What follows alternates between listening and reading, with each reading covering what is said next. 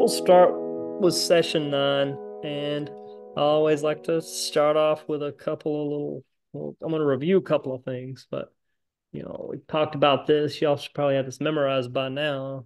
Revelation, the book of Revelation is the revelation of Jesus Christ.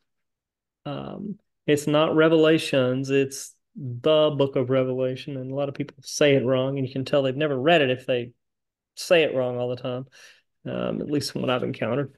But it's the consummation of all things. It's the apocalypso, which sounds all scary, but it's really not. Although some of the things we're going to see, we won't see them tonight, but some of the things we'll see coming up are pretty scary kinds of things.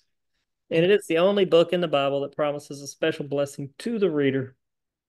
It's got 404 verses, over 800 allusions to the Old Testament. We'll see some of those tonight. And it's presented as a climax of God's plan for man. The divine outline is given to us in Revelation 1, so there's nobody can argue about, what the book's about, because chapter 1's the things that which are. Chapters 2 and 3 about the 7 churches, the things that shall be hereafter, when John was talking. Or excuse me, the things which are. I said it wrong. The things that I've seen is Revelation chapter 1. The things which are is the 7 churches. And then what we started getting into last week, but there's a lot more to get into. From chapter 4 onward is about the things that shall be hereafter. So this is after what I consider the church age. And I talked about this last time, but the Revelation chapter 4 opens with, after this, I looked, and behold, a door was open in heaven, and the first voice which I heard was a trumpet calling me, which said, "Come up here, and I will show you things which must be hereafter." This is one of the verses that I like to use when I'm talking about the rapture, because I think it is a strong rapture verse, but there's others as well, and I talked about those when we're going through Revelation 4. I alluded to several of those, even a couple of alluded references from the Old Testament even. But the word after this in the Greek is the word metatauta. And it's interesting that John uses the word metatauta at the beginning of the verse, and also when he says be hereafter, it's the same word metatauta. So that Revelation chapter 4, verse 1 opens and closes with a metatauta, which is in the Greek after these things. So we covered that last time, and in Revelation chapter 4 starts to turn into a very Jewish book starting in chapter 4. Because if you look at the first couple of chapters, and we'll kind of see more of this tonight, but the first couple of chapters, when the first chapter, when it's revealing Jesus, and all the titles given there are not Jewish titles. And then in Revelation chapter 2 and chapter 3, as we saw, each of those churches, he had a name for himself for each of those. And none of those were Jewish titles. What we start to see in Revelation chapter 4 and chapter 5 and onward is he starts using all these Jewish titles of himself and Jewish references to things that if you don't understand the Old Testament, you'll never understand the book.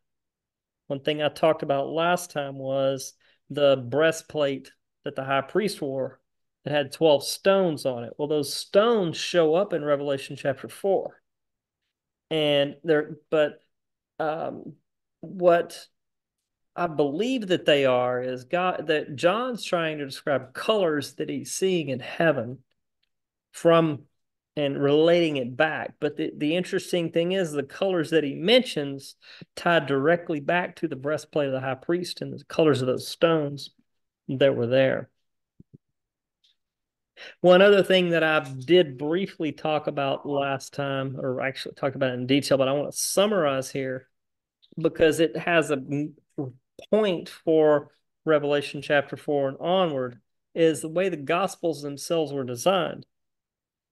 So Matthew, Mark, Luke, and John. Matthew presents Jesus as Messiah. If you read Matthew by itself, you can see it kind of portrays him that way.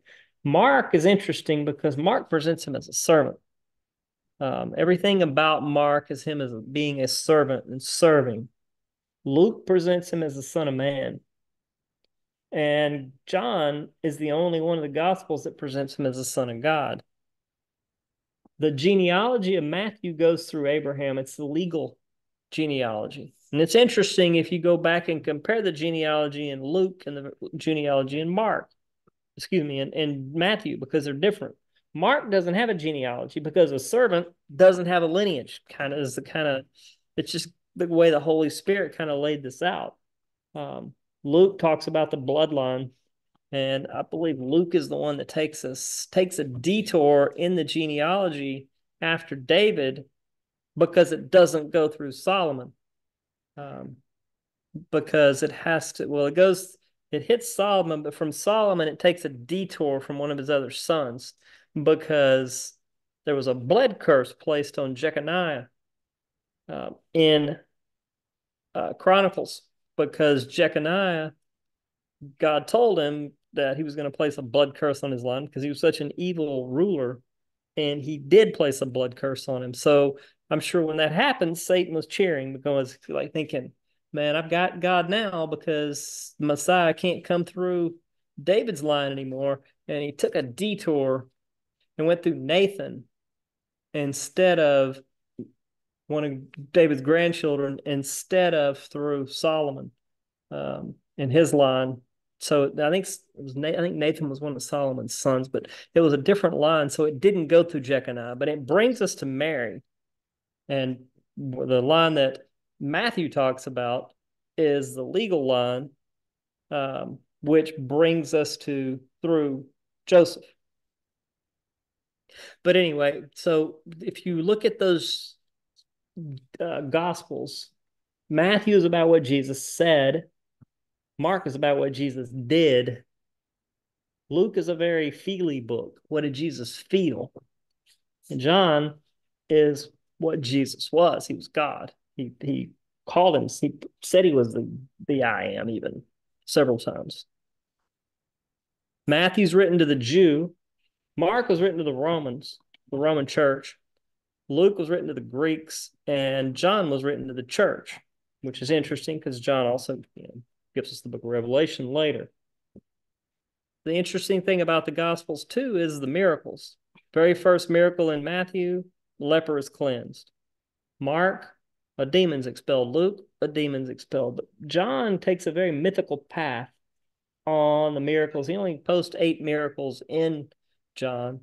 And the interesting thing is, the miracle that Jesus started with was water to wine. That he turned that water into wine at that wedding when Mary asked him to, which has a lot of its own interesting nuances to consider. And then how they each end. Matthew ends with the resurrection, Mark with the ascension, Luke ends with the promise of the Spirit, but then you got Luke part 2, which is the book of Acts. And then the promise of the return in the book of Revelation, obviously with John. And John 14 will be an allusion to the rapture as well, where he says, in my house are many mansions. If it were not so, I would not have told you so. That verse. Now, this is one thing I got into a little bit last time, and I just want to touch on it again here, is the way that the tribes camped. Because this ties into, we're looking at that heavenly courtroom in chapter 4 of Revelation, and we see it in other places in Revelation going on. But you see those 4 living creatures. And those 4 living creatures are, they have different faces. One has the face of a lion, one has the face of an ox, one has the face of a man, one has the face of a lion, I believe. So those 4 living creatures. And Matthew, I'll come to this in just a second, because the way the tribes camped, and I'll come to this and I'll come back. So and I did talk about this last time, but I just want to reiterate it because I recorded last time and no one was present, because I had to do it offline. So Numbers chapter 2 is it's a strange chapter in the book of Numbers. It's like this detailed, long genealogy. It's like 70 or 80 verses of just number after number after number of the tribes. And you go, when you look at that, you go, that's what do I do with that? We skip over it usually because it's like, I look at a genealogy, do I really want to read this genealogy with all of this detail in it? And it's very detailed. But what if there's something hidden there? And someone years ago discovered this. So if we think about the Bible, every detail is in it by design. The Holy Spirit designed it that way. And so there's hidden details, maybe about the camp of Israel. And as Psalms tells us, the volume of the book is written of me, speaking of Jesus or of God. So the whole book, Jesus Christ, is on every page if you start looking for him there. From Genesis to all the way through the Old Testament. Obviously, then he's God in the flesh in the New Testament. But the tribes, I'm not going to read the whole chapter, but if you look at the way they camped, and they would camp in groups. So you would have the banner of Judah, and Judah represents the lion. Um, and the lion they would have an ensign or a flag that they carried. And so those three tribes camped together in the wilderness. And then Reuben was the leader of his banner. And I think Reuben is, I believe Reuben is man. Could be wrong. I'll double check that in a second. But he had a banner as well. And so these tribes all camped together. It was all explained in Numbers how they had to camp. And so you're reading through that in Numbers and you go, I'm not reading this. I'm skipping this. It's like, it's too much. But what if there's something there? And so if you add those up, you get some numbers of those. Again, you group them together, and that's the number of men for each of those tribes, not counting women and children. So you come up with those numbers. Okay, you go, okay, so what? Well, when you read Numbers chapter 2, and it tells you how the camp was set up, and it talks about that one tribe would camp to the north of, in the middle was where the tabernacle was and where the Levites were. So if we look at this, the Levites camped in the middle here, and the Kohathite says they camped on the south, and the Merarites camped on the north side, and Moses and the priests were on the east side. It's like it gives you all these details with ordinal directions on the compass. And you're going, okay, well, why is that significant? Well, it represents some interesting things, but it's also the tabernacle is a picture of the temple, or the tabernacle that's in heaven. So Judah camped to the east of the Levites. Reuben, it says, camped to the south. And again, you've got to think like a Jew, like a rabbinic Jew in the way they think. When a Jew, when they read these scriptures, and when Moses wrote this, east means east. And I'll show you this on a drawing in a second. So they had to camp on cardinal directions around the camp: the north, the south, the east, and the west. You couldn't camp to the southeast. It wasn't allowed. It was forbidden. So if we take those lengths we take the number of people and we make it proportional to the population. We have Reuben over here, and Reuben, as I said, represents man. They had an ensign that represented man. Judah had an ensign or a banner or a flag that was a lion.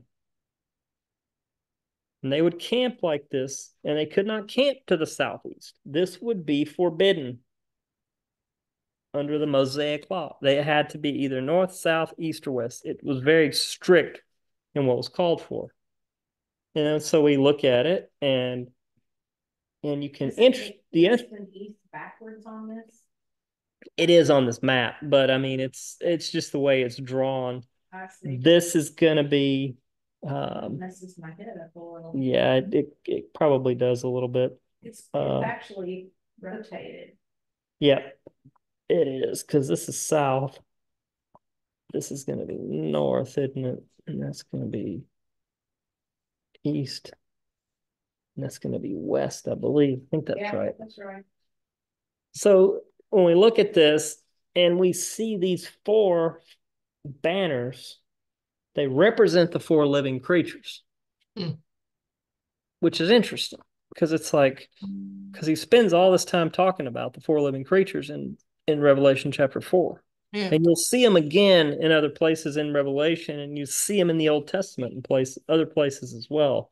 But God created this tabernacle on earth because remember when Moses saw it, when he was up on the mount, God showed him a template of the tabernacle that was in heaven. So whatever is in heaven looks very similar to the way this is laid out, and the way, instead of this being this is God's throne here in the middle in the case of what's in heaven, but the four living creatures are around God. So if we take those numbers and we lay them on top of this, you can see here that on the Judah side, they were the largest of the group, 186,000. Over here on the Dan side with his group, almost 160,000. 151,000 here. So these are pretty proportional to each other. And then Ephraim is the shortest of those. So if we take those and we lay them out, again, I told we have to stay with the ordinal direction. So as wide as the Levites would camp is as wide as they could be. Like here, this is as wide as they can be here. I don't know why it's not showing up on my thing, but as wide as this here. And again, you go, okay, so why does that matter? Well, if you look at those numbers and you put them on a piece of paper, and if you remember, Balaam was up on a hill looking down at the camp of Israel. And when Balaam looked down at the camp of Israel, that is what he seen. Huh. The cross. Nice. And the Torah, which makes Jews mad today when you show it to them. Yeah. But the cross right there, and the four living creatures around the throne of God right here in the middle. So it was a earthly representation of what's in heaven. Now, I spent a little bit of time talking about it last time, so I'm not going to go more on that, but you could go watch the video from last time. Now, what I want to get into now is Revelation chapter 5. This is where we see the seven sealed scroll. This is when things get serious in the book of Revelation. Shortly after this, we will not get there tonight. So Revelation chapter 5, verse 1 says, "And I saw in the right hand of him that sat on the throne a book written within and on the backside and sealed with seven seals." So this, you got to understand Old Testament stories and references to understand what's really going on here. This is a title deed to planet Earth, is what this seven sealed scroll is. Because when Adam fell and Satan took dominion of the earth, because of that, Satan is, it even says, even in the New Testament, he's the prince of the power of the air. It says that he tempted Jesus and offered him the world. So if I don't believe that if he couldn't, if it weren't a real temptation, if he didn't really control it, but I believe that when Adam fell, he turned it over to Satan. And Jesus, yes, he won it back at Calvary, but the work is not completely finished until he takes the title deed back to the planet. So think of the seven sealed scroll as an escrow closing, basically. And the interesting thing about these books of the Old Testament, They were codexes. Even the New Testament books were codexes. They were not like books like we have today. They were scrolls. And they were on papyrus typically. And the books with pages are known as a codex. But we're not talking about a codex here. We're talking about a book, a scroll that they would be familiar with. So all the New Testament books were written on scrolls. They weren't that the codex hadn't been invented at that point. So everything was a scroll. So if you look at this, papyrus is what they used. And some of the papyrus would grow like 15 feet high and 6 feet underwater. So these things were, big plants, and they'd be as thick as your wrist. So they were really thick plants, and they'd cut them into strips, and they'd lay them out, moisten them with water, and glue them together. And that's how they created these scrolls. Mm-hmm. And the interesting thing about the papyrus, the front side of it had a horizontal grain where they were going to write on it. But the vertical side typically, the back side of it had a vertical grain instead of a horizontal grain, so it was harder to write on. But it's interesting that what we see here in Revelation chapter 5, verse 1, he says the scroll was written within and also on the backside and sealed with 7 seals, which we'll see more of that unfold as we go. But the scroll, think of it like a scroll like we think of. You've probably seen copies of the Dead Sea Scrolls, things like that. If you think about the books of the Bible, the scrolls were on typically 8x10 sheets. They were joined horizontally together, and they were rolled into a wooden roller. So if you look at like books like the book of Jude, very short books, 1st and 2nd John, Philemon, they'd be only 1 sheet. So it'd be a very small scroll. Romans, if you unrolled it, it'd be about 11.5 feet long. Mark, about almost 20 feet. And then the rest of them, John, about 23.5, Matthew, 30, Luke and Acts, about 32 feet each, and Revelation would be about 15 feet. So John's audience understood what scrolls were, quite familiar with scrolls. And they also understood about the title deed kind of stuff. And we'll cover this a little bit more here in a second. So the thing is, going to this, in Jeremiah says, the word of the Lord came unto me, saying, behold, Hamiel, the son of Shallum, thine uncle, shall come unto thee, saying, buy thee my field that is Antioch, for the right of redemption is thine to buy it. Because it was a title deed for this land that Jeremiah is talking about. And so Hamiel, my uncle's son, came to me in the court of the prison, because Jeremiah was in prison, according to the word of the Lord, and said to me, buy my field, which is in the country of Benjamin, for the right of inheritance is thine, and redemption is thine. Then I knew it was the word of the Lord. And so he bought the field that his uncle's son had, and he weighed him out money and shekels of silver, like it says here. And look what he says. He subscribed the evidence and sealed it and took witness. So the scroll, like a title deed to the land, was also a scroll. And so he would roll the scroll up and seal it as evidence that he now owned the land. It had been transferred over to him. And so we see these references like this. And so Jeremiah says, so I took the evidence of the purchase, both of which the sealed according to the law and custom, that which was open. And I gave evidence of the purchase unto Baruch, the son of Neriah, the son of Maaseiah, in the sight of Hamiel, my uncle's son. and in the presence of the witness, and subscribed the book to the purchase before all the Jews that sat in the court in the prison. So he's talking here about the title deed to this land.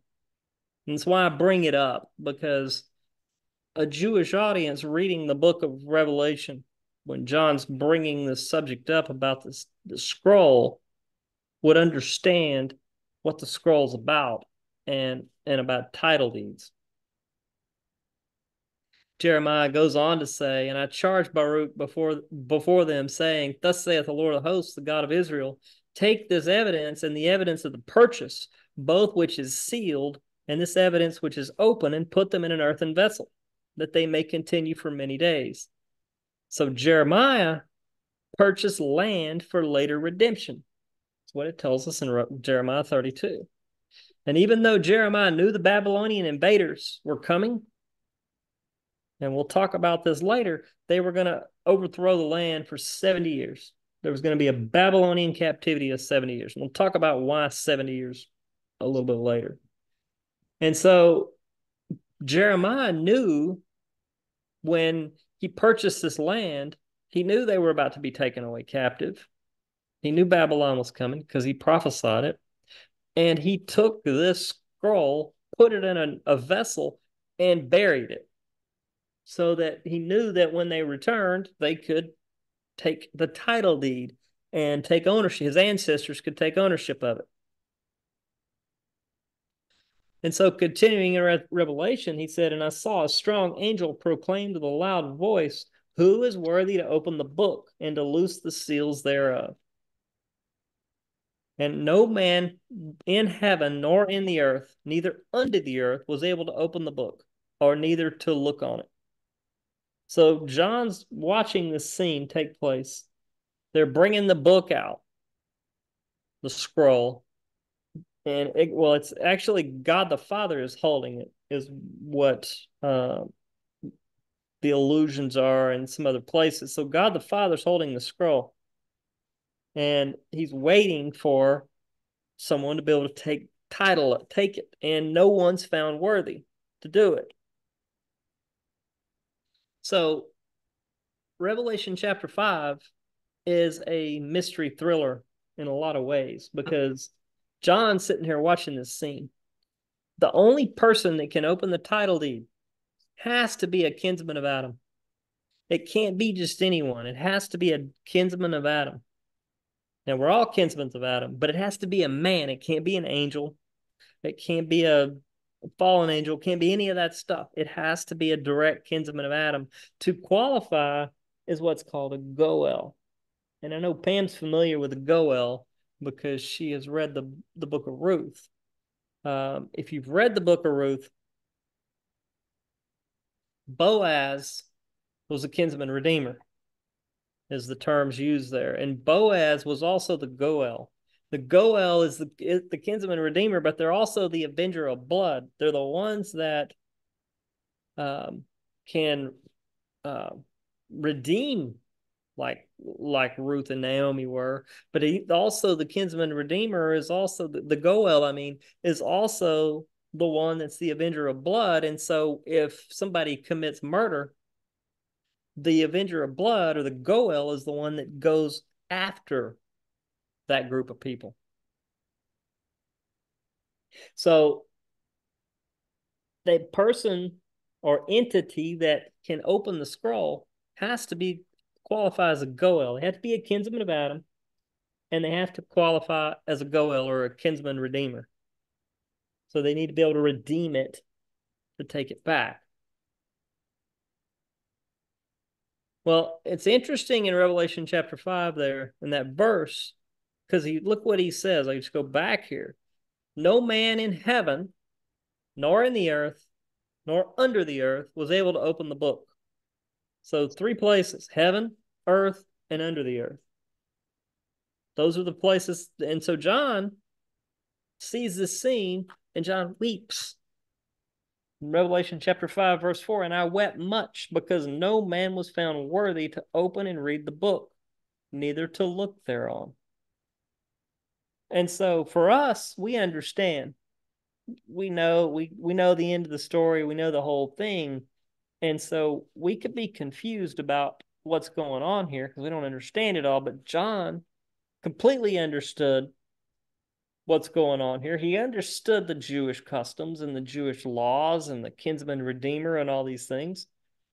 And so it says that he understood and he sobbed convulsively. So John was looking at this scene and going, well, there's no hope. But there is. And we'll see in just a second. So this is something you could go read later if you choose to do it as your own exercise. You read about Boaz, who's the Goel and the kinsman redeemer. You can read about the law of redemption. This is all in the book of Ruth. A land for Naomi. Because that was the whole thing because of the way that her husband died. If you understand the Jewish law, the woman has no inheritance rights. Well, until Moses did that thing with what's called the Levirate marriage, where if you marry a kinsman, appropriate kinsman, it must be your nearest kinsman, as Ruth talks about, but it's called the Levirate marriage. It's talked about in Leviticus chapter 25. We won't go there, but it's something you could go check out on your own.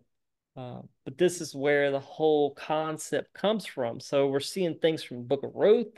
We're seeing things from Leviticus, all these allusions back to the Old Testament that John would clearly understand. Also, when we talk about redemption being sealed, there's references in Daniel, Revelation, Ezekiel, Zechariah, and Isaiah. Again, you can read these things later. You'll have the notes if you want to go back and read those verses because they are interesting if you aren't familiar with them.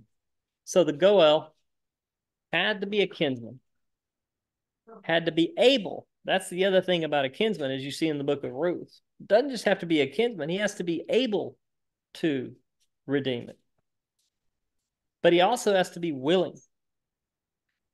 And then he has to take on all the obligations of the beneficiary as he did, as Boaz did in the book of Ruth. So all that obligation is then on him, every part of it. So he had to take Naomi and Ruth in the case of Boaz. And so with Jesus sitting there in the book of Revelation chapter 5, he had to be a kinsman of Adam. He was. It gives it his genealogy back in Matthew and also in Luke. He had to be able.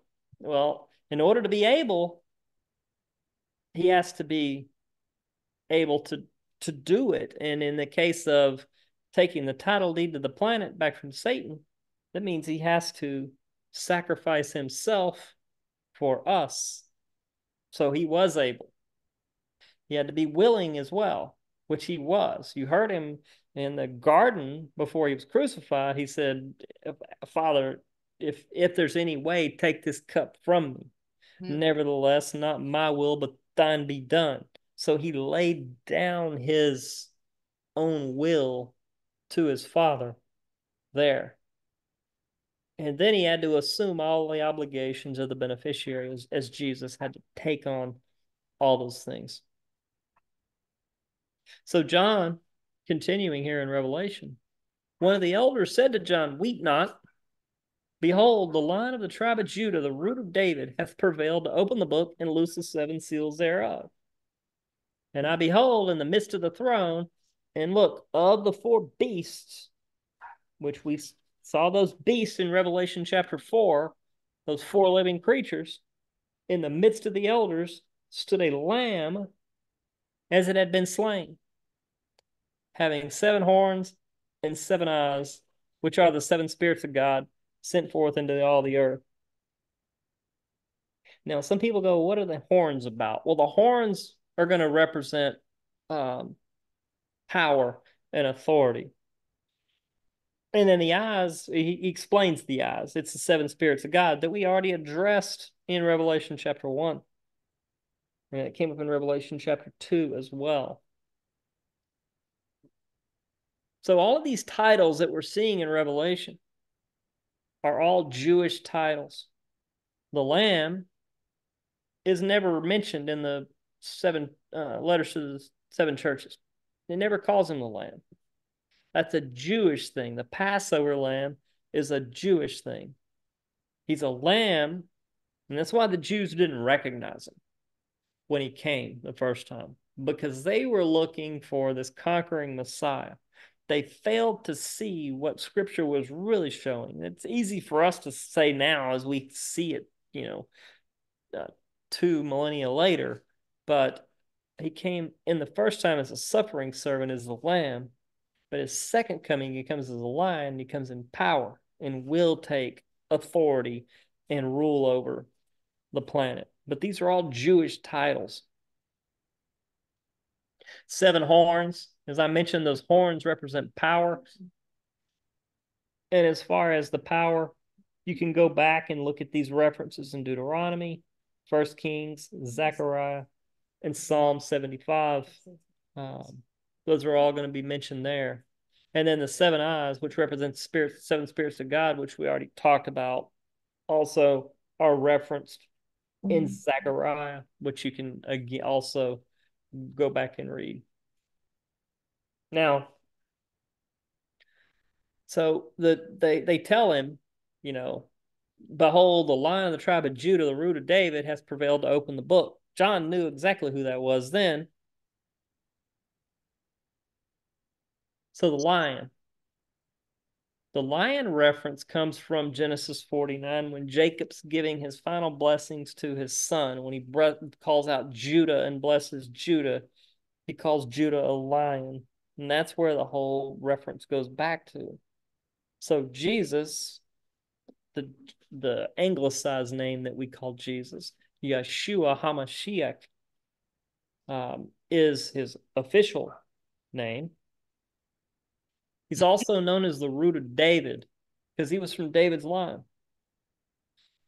We see references to that, to the root of David in Isaiah and Jeremiah, Romans, and other places in Revelation and Matthew. Those are all going to be places where he is referred to as the root of David. Even in Luke chapter 1, verse 33, Mary, the angels tell Mary that he will be of his father David, a descendant of his father David, and that he will rule and he will be of the root of David, as it calls it out.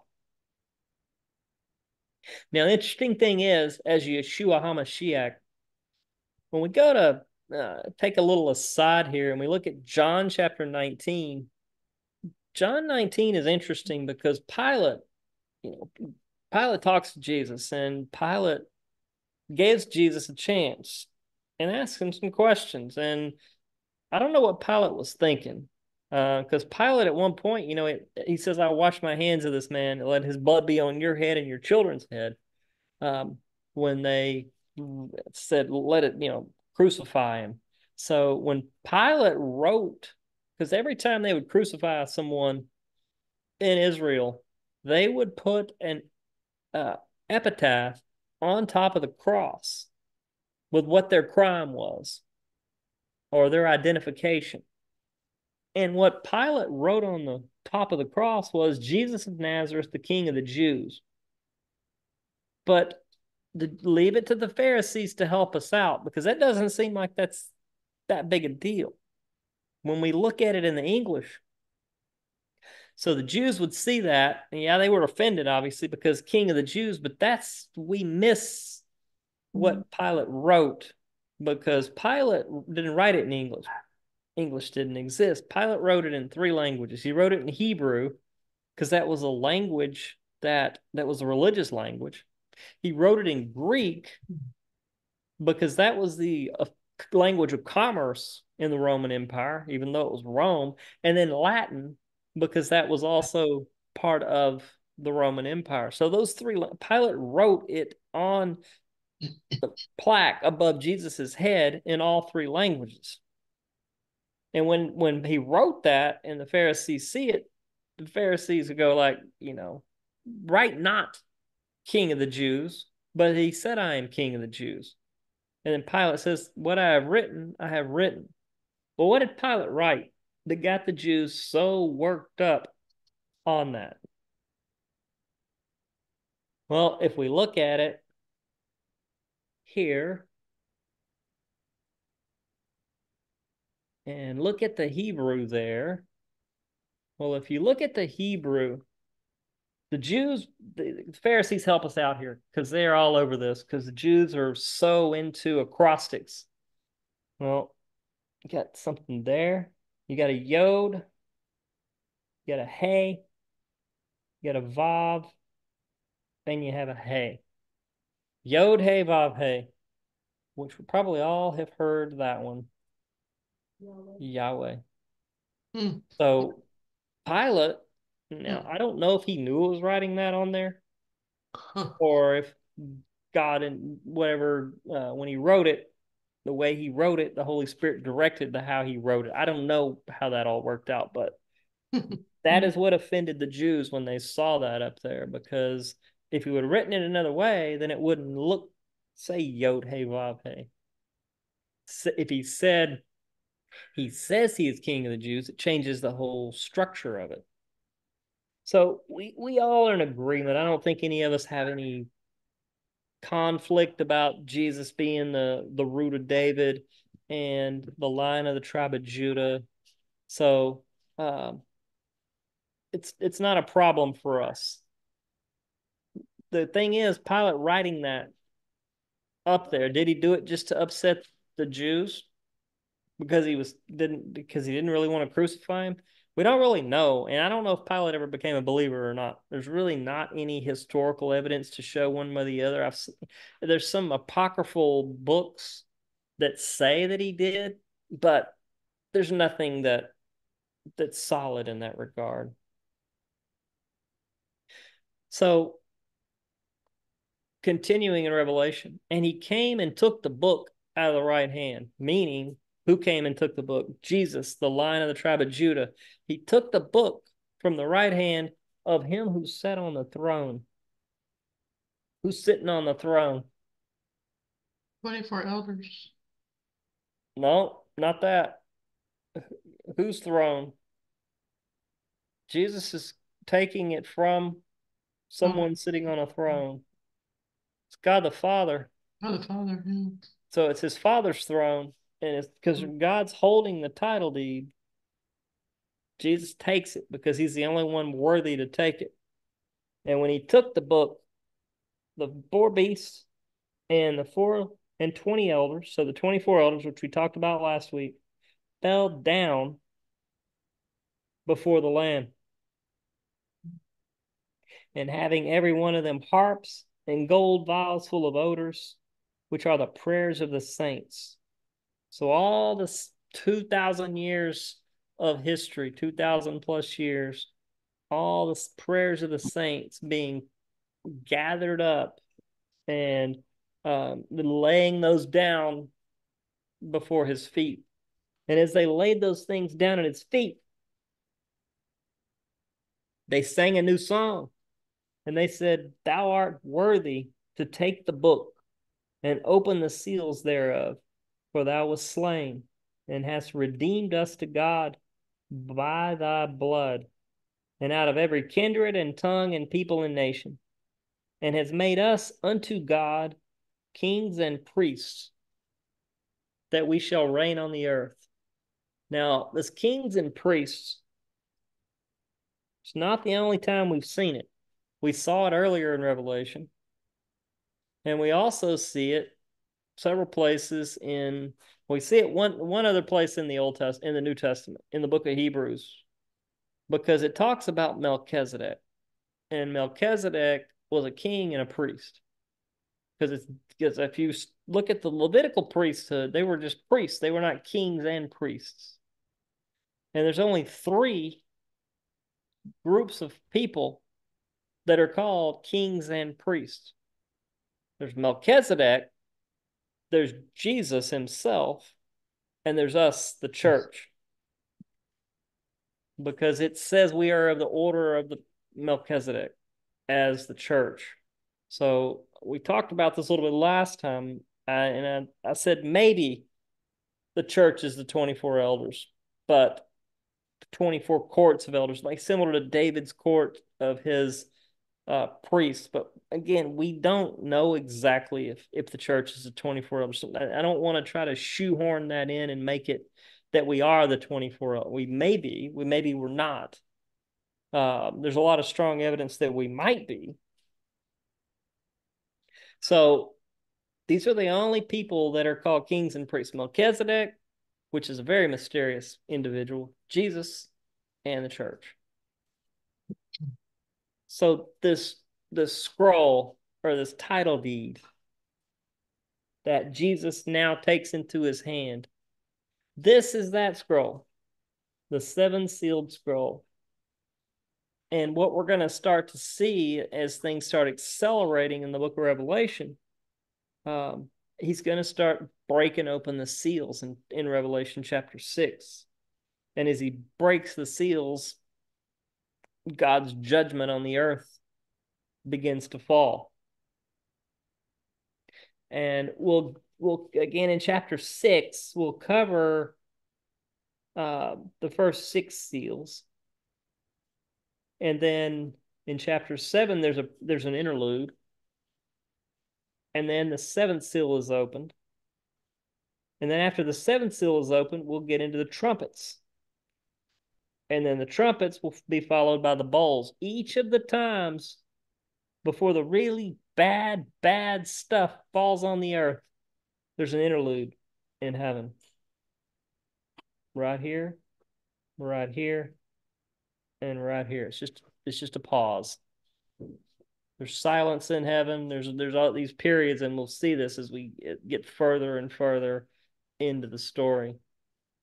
Now, throw one other little thing out here, because I find this interesting, that you find a lot of churches delete "by the blood" from their hymns and from their sermons. I like what J. Vernon McGee said. He said, perhaps that's why the Lord isn't going to embarrass them, because they're embarrassed by these things in songs and in sermons.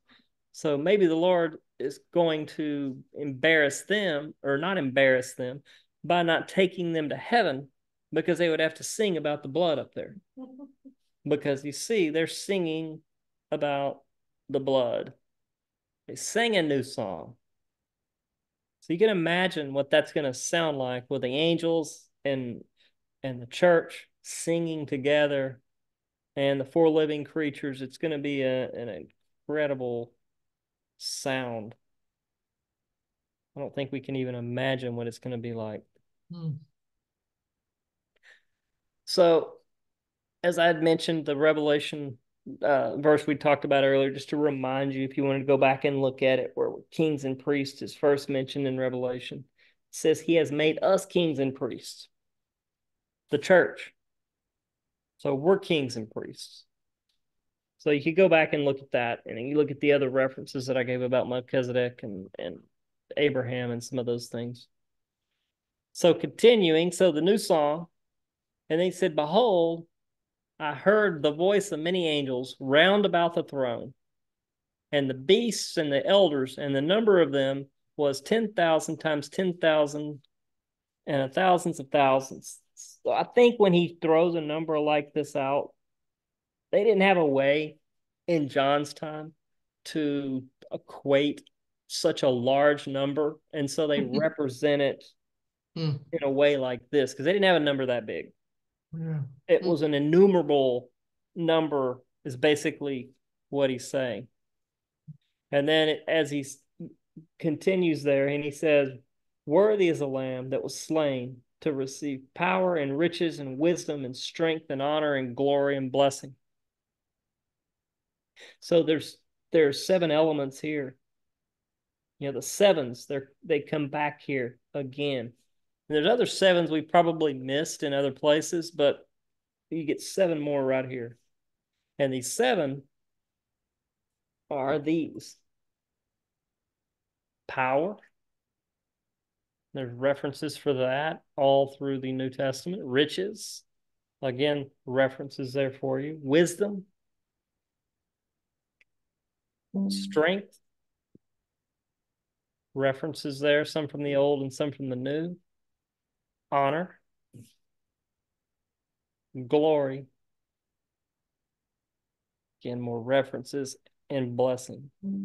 So there's again these 7 things right here again in Revelation 5 that we see. Keep looking for the sevens, the groups of sevens, because they're all over the place. Well, the first time I ever read Revelations, that was the one thing that stuck out at me. But there were lots. There are lots of sevens. You are correct. So many of them. And there's some there's mysterious. These kind of jump out at you, but there's some that are much more subtle. I think I've seen a list. There's like 150 sevens in the book of Revelation. Not tens of thousands times 2. No.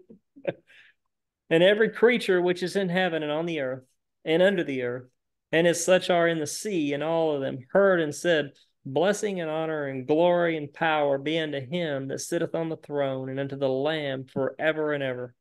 And the 4 beasts said, Amen. And the 24 elders fell down and worshipped him that liveth forever and ever. So it brings us to the end of Revelation chapter 5. There's this heavenly scene around the throne of God. Jesus has taken the title deed from God the Father, and he's about to start cracking open the seals. And there's this heavenly chorus that sings about what he's about to do. Yeah, he's the only one found worthy to do it. Absolutely. Now, as we wrap up, because next time I'm going to not do Revelation chapter 6. I'm going to go over to Daniel, because we need to understand Daniel is probably one of the most important books in all of Scripture to understanding the end times. And I'm going to give you just a quick high-level intro right now, but next time we will take part of Daniel chapter 9. So Daniel chapter 9 is where we will focus next time. Not the whole chapter, because there's a break in it in the time period. We'll talk about that. But if you look at the book, and if you want to, and it's a 12 chapter book. If you want to read it before we meet in 2 weeks, you're welcome to read it again. Pam told me not to give homework, so I'm not giving homework, but it's worth reading if you have time to read it. So the first 6 chapters of Daniel are historic. He's deported as a teenager in chapter 1. There's Nebuchadnezzar's dream. There's the whole fiery furnace in chapter 3. And then Nebuchadnezzar's prideful fall happens in chapter 4. The fall of Babylon is in chapter 5. And after Babylon falls, remember the Persians take over. And when the Medes and Persians take over, then Darius becomes the king or the emperor of the Persian Empire. And this is where Daniel and the Lion's Den happens. So these are all historical and in order and very easy to follow. Then chapter 7, it starts to jump around, because chapter 7 starts talking about things in the future, prophetic things. But the interesting thing is, again, the Holy Spirit is so good about making things just really stand out to us so we don't miss it. When you look at the book of Daniel, the first 7 chapters of Daniel are written in Aramaic. They're not written in Hebrew. And you go, well, what's the rest of it written in? Well, starting in chapter 8, it's written in Hebrew. And the interesting thing about chapter 8 and onward, chapter 8 is dealing directly with Israel. These chapters are dealing with the Gentile kingdoms, the Gentile nations. It's all about Gentiles here. So when he's speaking of Gentiles, he uses Aramaic. You'll also find something interesting as we won't look at it because it's off track. But if you do take the time to read Daniel, when you read about Nebuchadnezzar's pride and then when he's restored, Nebuchadnezzar wrote a chapter in the book of Daniel, or part of a chapter, which is interesting that Nebuchadnezzar wrote part of the book of Daniel. It's written in Aramaic. Now, after chapter 7, things start to shift because after chapter 7, it's all in Hebrew after that. And again, the first 6 chapters are historic, but 7 through 12 are all these visions and they're all over the place. So when you see these visions, well, chapter 7 is the time of the Gentiles, which again, why it's written in Aramaic. But then chapter 8 deals with the ram and the goat, which brings Israel back into it. And chapter 9, which is where I'm going to spend the time next week or 2 weeks from now, is on Daniel's 70th week.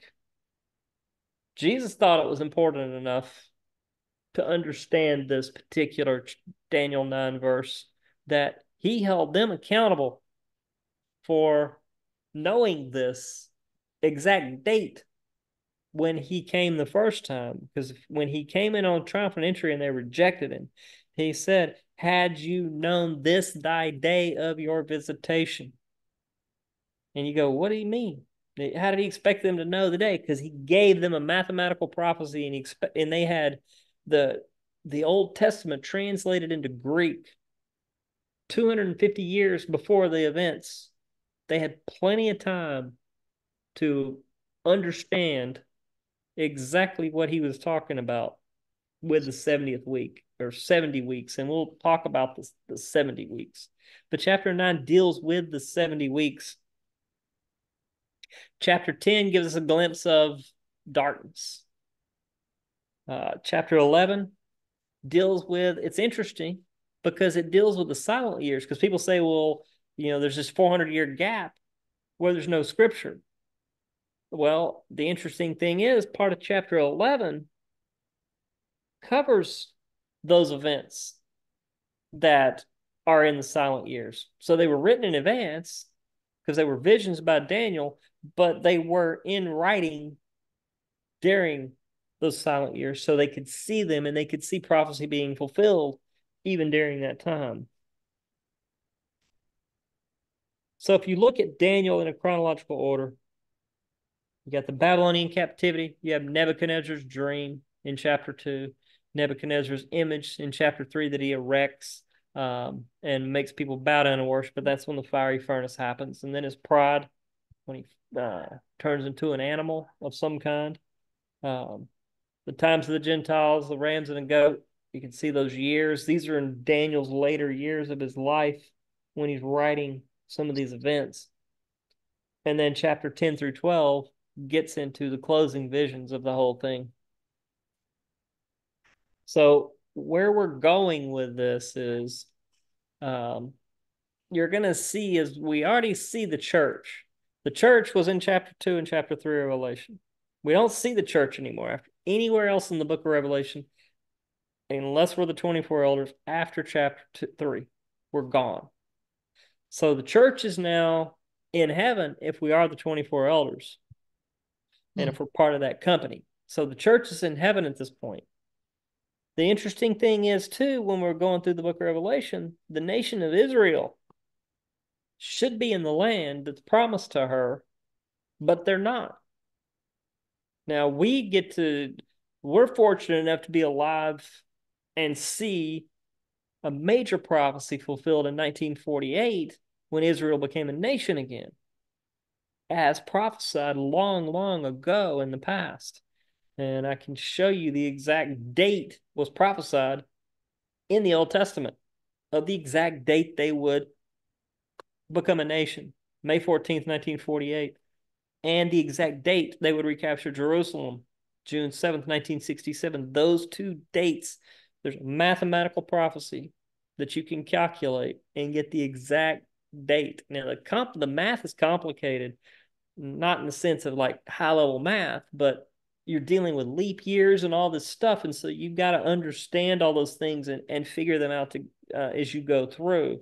And we won't take the time to delve that deep into it. But it is very, very interesting that it's the mathematical prophecies. The Daniel one is the one because they figured that one out, they were able to find these other two that are in there for Jerusalem, for the nation of Israel, and for the city. Also, things that are out of place, the devil. The devil should be in the lake of fire. But we're going to see he's not in the lake of fire until the end of the book of Revelation. Also, Christ. Christ is not sitting on a throne. He's sharing his throne with his father, but he doesn't have his own throne. He doesn't have the throne of his father David, which comes later. More on that later. What we're about to start seeing, though, after we go through Daniel and cover those 70 weeks, when we hit chapter 6, the fireworks start. The seals start being ripped open, and the real fireworks begin. This is known as the 70th week of Daniel. Some people call it the tribulation. Tribulation is not the best term to use because the Great Tribulation is only the last 3.5 years of that period. But the 70th week of Daniel is the full 7-year period.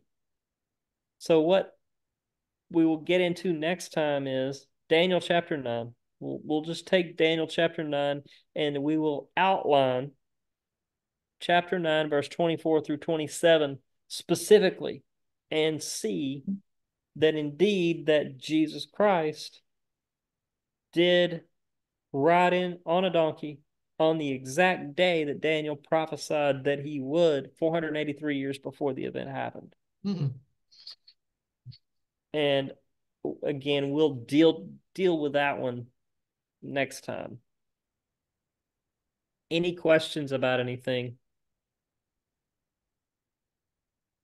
I'm excited about reading Daniel. It's kind of like it's I mean, I don't even want to use the word fiction, but it's like reading a really good book. Oh yeah.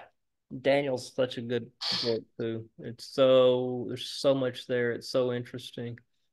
But yeah, definitely if you get a chance to read the whole book and then particularly read chapter 9 and kind of maybe come up with some thoughts on it, but I'm going to specifically focus on chapter 9, 24 through 27, because that's where that's the 70 weeks of Daniel in that part. Because everything up to verse 24 is he's fasting, he's praying. Angel Gabriel shows up. We'll talk about it next time. And then Gabriel shows up and Gabriel tells him what's going on. Because Daniel knew that the 70 years of captivity, because see, that was prophesied too. And Jeremiah, we talked about it earlier. Jeremiah knew that there was 70 years of captivity coming. And Jeremiah, because he knew this, he wrote about it. And Daniel, because he had Jeremiah's book, Daniel knew that this 70-year period was coming to an end. And Daniel had been doing, he'd been a kid when he got there, and he was an older man now. So he could see that the 70 years was almost up.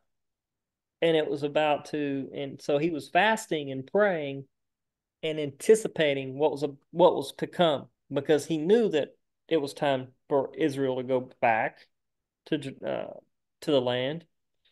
And so he was praying for that to take place, which we'll see did take place, because Darius didn't let him go back, but Artaxerxes Longimanus, which we'll talk about next time, let them go back. There's 4 decrees to return, and this is where people get confused and they mess up their math when they do their calculations. But there are 4 decrees, and we'll talk about those decrees. And only one of those decrees is documented so well. There's actually a scroll from Artaxerxes Longimanus in the museum in London where he actually made the decree. So that thing still exists. And that was March 14th, 445 BC. But more on that next time. Wow. Interesting. It's pretty wild stuff. All right. Well, I appreciate your time this evening, and we'll be back in 2 weeks.